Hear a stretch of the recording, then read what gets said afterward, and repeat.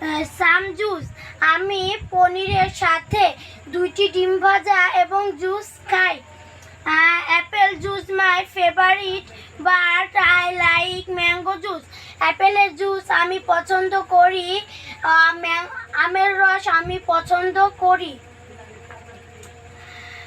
We don't grow mango is my country, but we get a mango juice at the supermarket. আমাদের এখানে কোনো আমের রস জন্মে না, গাছ জন্মে না, রস কইকে। তারপরে আমের রস সুপার মার্কেটে পাওয়া যায়।